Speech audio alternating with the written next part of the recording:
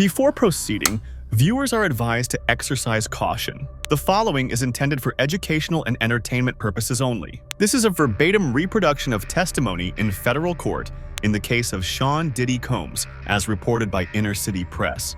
Former Danity Kane band member and ex-employee of Sean Diddy Combs, Dawn Richard, testified in court for 4 days. These days were very difficult and exhausting for her. She looked tired but determined.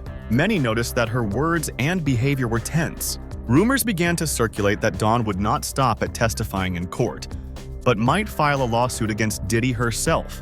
This means that her story in this case could prove to be just as important as that of the other victims. At the trial, Dawn recounted a horrific incident that she said she witnessed personally. She described how Diddy once hit Cassie Ventura, his ex-girlfriend, with a frying pan full of eggs. Yes, literally, a kitchen frying pan full of eggs. Judging by the reaction in the courtroom, this story stunned everyone who heard it. Even among the many other allegations that had been made earlier, this incident provoked a particularly strong reaction. It became clear to many how dangerous the atmosphere around Diddy could be. But it didn't stop there. Dawn made a series of serious allegations against Combs. She accused him of sexual harassment, discrimination, and creating an extremely hostile, toxic, and unsafe work environment. According to her, Cassie was constantly pressured, controlled, exploited, and abused by Diddy. It was systematic, as if it were part of everyday life around him. Dawn also said that she was once illegally detained. She did not specify where or under what circumstances, but emphasized that this was directly related to her future lawsuit. In other words, in addition to witnessing the abuse of Cassie, she herself was a victim of Combs and his entourage. Her testimony, according to some sources, could play an important role in the case against Diddy. And if Dawn does decide to file a separate lawsuit, the situation for Combs could get even worse. Everything indicates that this high-profile trial is only gaining momentum. Dawn Richard, speaking in court, said she is seeking monetary compensation for the moral and emotional damage she suffered as a result of her experience working with Sean Diddy Combs. According to her, everything she went through had serious consequences for her mental health. She developed post-traumatic stress disorder, PTSD, chronic anxiety, and serious financial difficulties. She explained that her career and health had suffered so much that she had to spend a lot of time and resources on recovery. Therefore, she believes she is fully entitled to compensation for the harm caused to her. As for Diddy himself, he completely rejects all allegations against him. He claims that the lawsuit is baseless, considers it unfair, and, according to his representatives, is extremely upset by the whole situation. Dawn's testimony is considered particularly significant because she was not just someone in Diddy's circle, but had a long and close working relationship with him. She was part of Danity Kane, a girl group that Diddy himself formed and produced. This means that she was around for many years and was able to observe what was going on behind the scenes. Dawn regularly communicated with both Diddy and Cassie, so her opinion and observations are particularly valuable to the investigation. In her testimony, she recounted numerous instances of Diddy losing his temper. According to her, he often flew into a rage for no apparent reason, and very often Cassie was the target of these outbursts of aggression. Dawn cited one particular episode that she remembered especially well. Diddy started yelling at Cassie with such ferocity that, according to Dawn, her expression immediately changed. She seemed to shut down. Cassie looked frightened, completely overwhelmed, and, as Dawn noted, seemed unable to defend herself. It was as if she had simply shut down at that moment. Her reaction was that of someone who could no longer resist. These words made a strong impression on everyone in the room. The atmosphere after this description became tense, and many listeners were in shock. Even among the other shocking details of this case, it is these vivid and emotional scenes that leave the deepest impression. They allow one to imagine what it was really like. According to eyewitness accounts, Dawn Richard's voice was so emotionally charged during his testimony that it was impossible not to notice. Her tone clearly conveyed anger, resentment, and deep sadness. She spoke as if she had been waiting for a long time to finally speak out. Many in the courtroom felt that this was not just a witness's testimony, it was the confession of a person who had carried a heavy truth within her for years. Her testimony was a turning point in the trial. These were not just abstract accusations, but concrete, vivid, and terrifying details. And it was precisely these details that could not be ignored. Everything sounded too real and convincing. While Dawn was speaking, all eyes turned from time to time to Diddy himself. his behavior betrayed his nervousness. He was visibly tense, sitting almost motionless but constantly glancing at his lawyers, as if checking how to react, seeking support or confirmation that everything was under control. His behavior seemed uncertain and even nervous, as if he was genuinely concerned that Dawn's words could cause serious damage. The most difficult parts of her story concerned not only psychological pressure but also overt physical violence. Dawn recalled witnessing a horrific scene. Diddy hit Cassie with a frying pan full of eggs, but he didn't stop there. He grabbed her by the neck and the sound of broken dishes filled the room. It was a scene in which aggression erupted without restraint. Dawn admitted honestly that she didn't dare to intervene. She said she was scared, and her fear for her own safety was so strong that she had to make a choice: to just stay out of it and not put herself at risk. These admissions added another important layer to the case. Now the court was presented with a picture not just of emotional abuse, but of very specific acts of cruelty committed by a man with power, money, and influence. Dawn showed how difficult it was to be there and remain silent when you see everything, understand everything, but are afraid to even take a step aside for fear of becoming the target of the same aggression. After Dawn Richards' testimony, new evidence was presented in court, an audio recording that became one of the most powerful moments of the hearing. The recording featured the voice of Cassie Ventura, Diddy's ex-girlfriend. The conversation was very tense. Cassie was talking to a man who was described as a close associate of Diddy. According to the prosecution, this man allegedly had a video recording of a fight between Cassie and Diddy. And on the audio, Cassie threatens him, not like in the movies, but like a person driven to extremes. Her voice was a mixture of anger, fear, and despair. It wasn't an act or an attempt to manipulate. On the contrary, it seemed as if she was about to break down. The recording immediately sparked a lot of discussion. Lawyers and experts on domestic violence explained that this kind of reaction is common for victims of domestic abuse. When a person lives under pressure, control, and fear for a long time, tension builds up. Sooner or later, it comes out. Sometimes the victim may seem aggressive, even frightening, but this is not because they are dangerous, but because they can no longer hold back.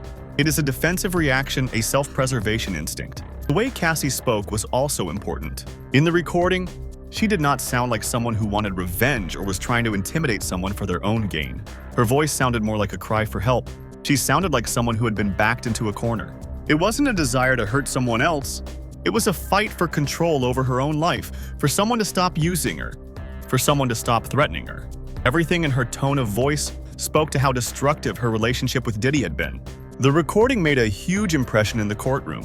The judges, lawyers, spectators, everyone who heard it was shocked. Until then, the case had been based mainly on witness statements. People were talking about events that had happened in the past. And here was raw emotion, a human voice full of pain. No one could say it was made up. It wasn't acting, it wasn't a theater stage. It was a real woman, broken but still trying to fight. That's why this audio recording is so important to the whole case. It showed the price Cassie paid for her relationship with Diddy. It's not about money or career, but about real pain, emotional exhaustion, isolation, and fear. And if anyone still had doubts about how serious it was, after this recording, there are almost none left. Now the case is taking an increasingly tense and complicated turn. Defense attorneys, as expected, will try to use one of their most standard and often criticized tactics, focusing on Cassie's emotional state.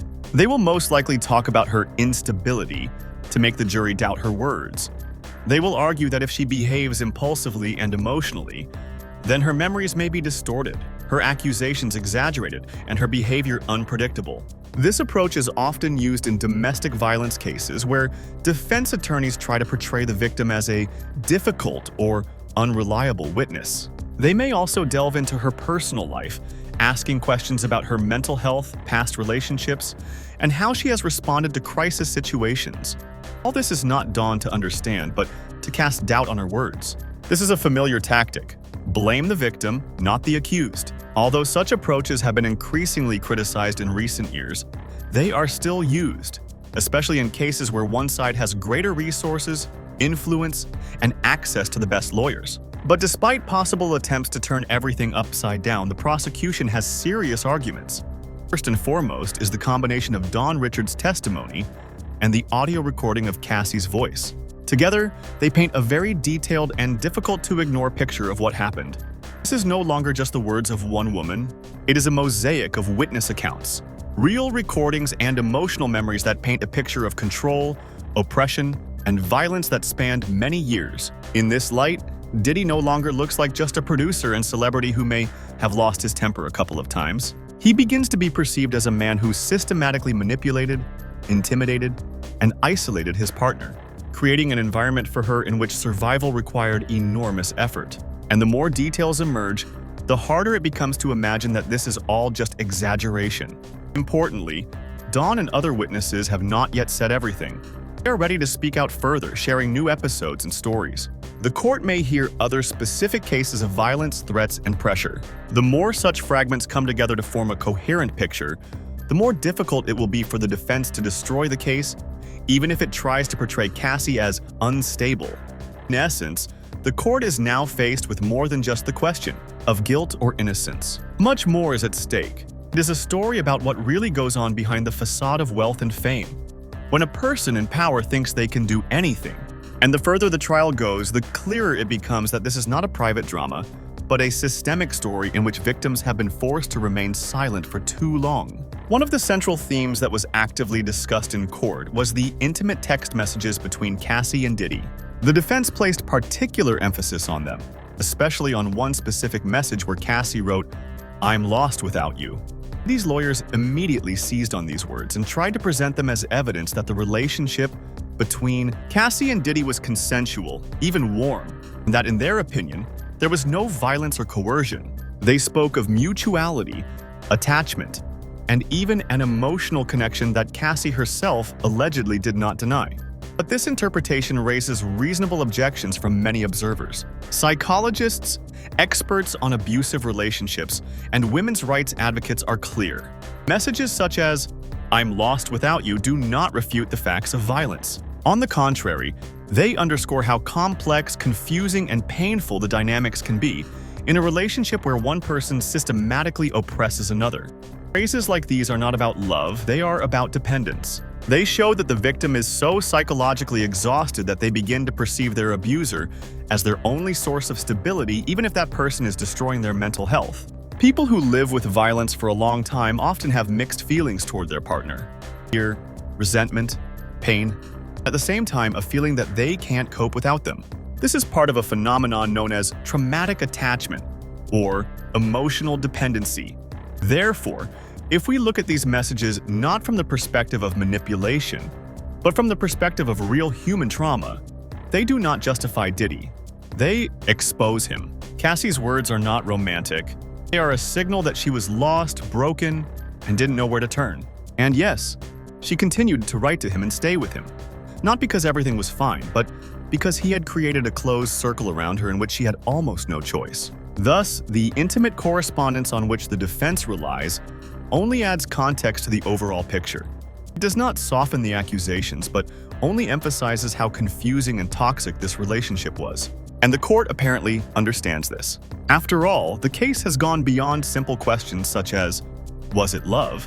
It concerns systemic control, suppression of will, and psychological survival in a relationship where everything may seem normal on the outside, but inside there is complete destruction. Experts who testified in court and commented on the case in the media explained in detail why seemingly simple love messages, such as "I'm lost without you," can actually be part of a much more painful and dangerous dynamic. They emphasized that people who have experienced prolonged psychological abuse can indeed feel strong emotional attachment to their abuser. This is not because they do not understand that they are suffering, and it's not because the relationship was mutual, as the defense tries to show. It's because they were deliberately and consistently deprived of their sense of security, self-confidence, and even the feeling that they had a choice. This phenomenon has long been known in psychology. Victim may feel that they cannot survive without the abuser, literally, because the abuser has spent years convincing them of this. Through intimidation, isolation from friends and family, humiliation, and constant pressure. As a result, the person begins to perceive even a painful relationship as their only support, albeit a destructive one. And this, according to experts, is not weakness, but the result of manipulation and a broken will. The defense used this very mechanism Diddy's lawyers tried to portray Cassie's emotional vulnerability as her weakness in order to undermine the credibility of her words. They didn't just refer to her messages, but directly stated that her emotional state allegedly prevented her from objectively assessing events. In other words, the defense is implying that if a person was stressed and psychologically unstable, they cannot be a reliable witness. This is a classic strategy, shifting the focus from the accused to the victim, causing the court to doubt her rather than her words. Experts note that this tactic is common, especially in cases involving domestic violence or violence in relationships. Lawyers defending the accused try not only to challenge specific allegations, but also to undermine the victim's image as a whole. They try to convince the jury that she is prone to exaggeration, unstable, emotional, and therefore unreliable. But no matter how hard the defense tries, what matters is that the court is no longer dealing with messages taken out of context. It has heard Don Richards' detailed testimony, heard Cassie's voice on the audio recording, seen the documents, and knows that what happened was not a single argument, but a story that unfolded over many years. A history in which emotional dependence does not justify violence, but rather shows how deep and destructive it was. Legal strategies in such cases often focus on carefully searching for even the smallest inconsistencies in the victim's testimony. The defense usually tries to show that the witness or victim does not always remember the events accurately, that their memories may be confused, and that their emotions interfere with their objectivity. In addition, lawyers may delve into the victim's personal life to uncover past problems, such as depression, anxiety, addiction, or other difficulties. The goal is to make the jury feel that the victim's story cannot be fully trusted, and therefore, the charges should be questioned. However, when it comes to Cassie, this strategy does not seem to be working as intended. Rather than discrediting her and weakening the charges, the defense's attempts to bring her psychological difficulties and emotional experiences to light only highlight the magnitude of the problem. People closely following the trial see these stories not as a sign of weakness, but as evidence that Cassie has indeed suffered trauma that has left deep scars on her psyche. Psychologists and experts commenting on the case note that post-traumatic stress, anxiety disorders, and difficulties with recovery are typical consequences of prolonged psychological and physical abuse. Victims typically experience feelings of helplessness and constant fear, often accompanied by internal conflict and severe emotional instability. But it is precisely these signs that indicate that a person has indeed been subjected to pressure and control, rather than simply dramatizing the situation. In addition, the huge power imbalance between Diddy and Cassie is another important factor. Diddy is a public figure with considerable influence and resources, while Cassie is a woman who found herself in a situation where her voice was ignored or silenced for a long time. When the defense tries to focus on her emotional problems, it inadvertently highlights how vulnerable her status was and how difficult it was to stand up to such a powerful opponent. In the end, instead of weakening the case, attempts to discredit Cassie backfired, drew attention to the extent of her suffering and the difficulties she faced. For the jury and the public, this was a sign that the allegations had real substance and that behind the glamorous image of a successful producer lay a long history of abuse and manipulation. Thus, the defense strategy backfired in a way that was difficult to predict. It did not diminish the seriousness of the allegations, but, on the contrary, helped reveal the depth and complexity of the problem, forcing many to think about what goes on behind the scenes in show business and how thin the line between power and violence can be. At first glance, this line of defense was supposed to shift the focus away from the allegations and onto Cassie's personal problems in order to make the court and jury doubt her testimony. But in reality, it raised entirely different questions. To what extent did her relationship with Diddy cause her pain and suffering? Instead of hiding or covering up serious evidence, the defense inadvertently created a deeper and more complex image of Cassie. Now, she is not just a victim of a single incident or emotional breakdown, but a person who found herself in an emotional, psychological, and even physical trap from which it was incredibly difficult to escape. This unexpected twist affects the jury's perception of the case. The trial no longer looks like a trivial dispute over individual messages or incidents. It turns into a much larger and more complex story about constant patterns of behavior, power imbalances, how far control and violence can go, and, most importantly, the high price paid by people who find themselves in such relationships. Moreover, the case is far from over. Headline interviews with former members of the music group Diddy Combs, as well as other people close to Diddy from his professional circle, may add new details that further complicate the picture. Regardless of how these witnesses behave and what they say, it is already clear that the narrative is becoming deeper and more multifaceted. Everyone understands that this is not just a court case. It is a dive into complex human relationships where power, control, pain, and attempts to survive intersect. And that is precisely why the outcome of the case is now generating such lively interest and anticipation. The defense's tactic of discrediting Cassie could backfire. The more they try to undermine her reputation, the more attention is drawn to the seriousness of her allegations. As the trial progresses, it is becoming increasingly clear that the case is much deeper and more complex than a simple dispute over emotions or misunderstandings. Testimony from other witnesses who knew the relationship between Diddy and Cassie well is likely to reveal even more shocking and unpleasant details that no one has spoken about before. An image is emerging of a man with a very dark side, a man without class, with a corrupt nature who did not shy away from using his position and influence to control and manipulate those around him. Many facts and correspondence that are coming to light in court speak for themselves and make one wonder what the real side of life was like behind the beautiful public facade. Witnesses confirm that Cassie was involved in sexual encounters arranged by Diddy. These events were accompanied by drug use and other serious incidents. They describe not only the superficial aspects, but also deeper, more painful details that only reinforce the understanding of how toxic and dangerous these relationships were. Particular attention is now focused on Aubrey Day, another former member of Diddy Combs. Testimony promises to be key, as she was close to Diddy during the group's heyday and was able to observe what was happening behind the scenes. Aubrey is set to talk about her life under Diddy's control. Her testimony could add a new perspective to this already explosive case. Her revelations are sure to add even more drama to the proceedings and help shed light on the full extent of what happened. This investigation has gone far beyond a typical feud between former partners or colleagues. It deeply affects the entire professional ecosystem in which Diddy worked. Aubrey Day, a former member of Diddy Combs, reveals that the atmosphere within the group was far from ideal. According to her, there was constant control, pressure, and an atmosphere of fear. This meant that not only were personal relationships with Diddy toxic, but the professional environment itself became a place where manipulation and abuse of power were commonplace. Aubrey says that sometimes it seemed like people were just afraid to say anything extra or disobey, because the consequences could be serious. Testimony of witnesses such as Aubrey and Don Richard had a truly shocking effect in the courtroom.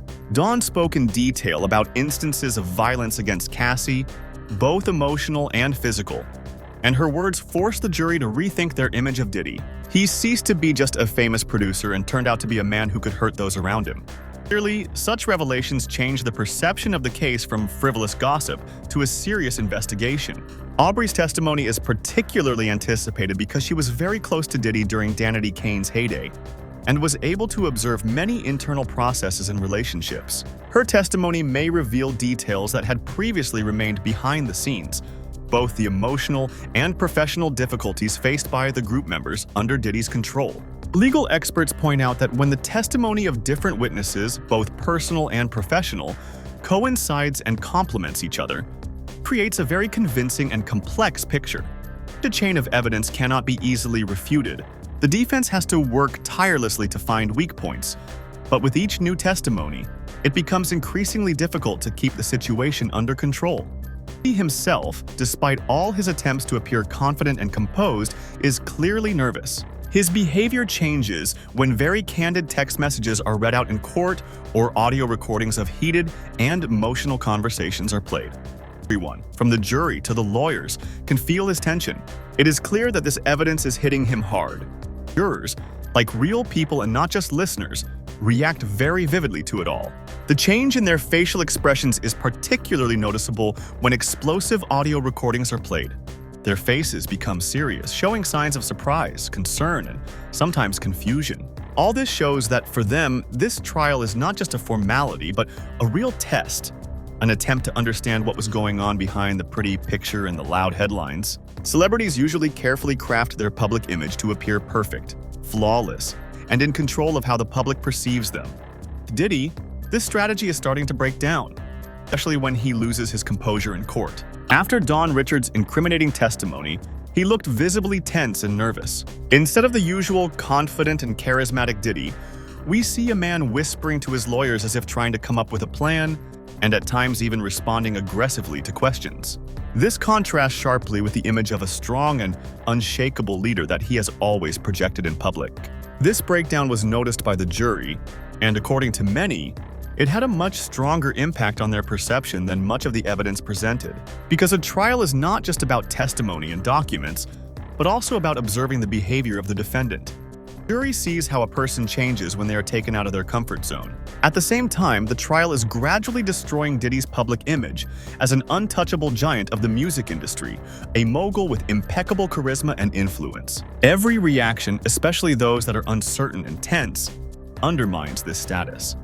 Previously, he was largely untouchable, considered one of the most influential and successful figures in business and show business. Now he appears before the public in a completely different light, a man who may have been hiding a dark side to his character.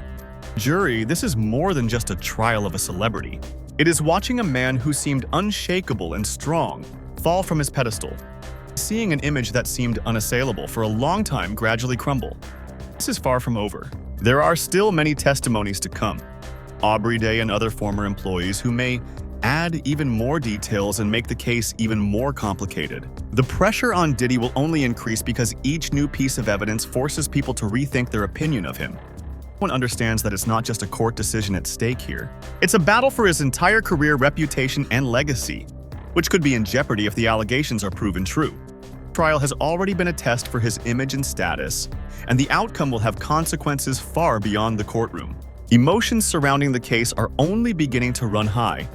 Next developments in court could completely change how we perceive Diddy in this complex story. This trial is not just another high-profile scandal involving a famous person, but a serious and profound reminder of issues that often remain behind the scenes. Violence in personal relationships, power, and control that are often hidden from the public eye. The stories of witnesses like Don Richard help us understand how complex and subtle manipulation can be in such relationships. Don doesn't just talk about specific cases, she shows a whole system of psychological pressure that gradually destroys a person from within. This isn't just random violence, it's a chain of events where the victim is in constant fear and dependence. Through her testimony, Cassie makes it clear how difficult it is for victims to tell the truth when they are under enormous pressure. When attempts are made to portray them as inadequate or emotionally unstable, she demonstrates that behind the outward fragility and fear often lies a struggle for survival, for the opportunity to be heard and receive support. Her words are the voice of those who have experienced similar things but have often remained silent out of fear, shame, or manipulation. This trial is not just a hearing on a specific case, but an important signal to society that such stories cannot be ignored or swept under the rug. It reminds us that victims need support and that their experiences deserve attention and respect. Only through high-profile and open cases like this can we hope for change in society, so that there is no longer any place for violence, concealment, and impunity. Everyone is now closely following further developments because this process is much more than just a court case. It's an opportunity to look real problems that affect the lives of many people in the eye and take a step towards solving them.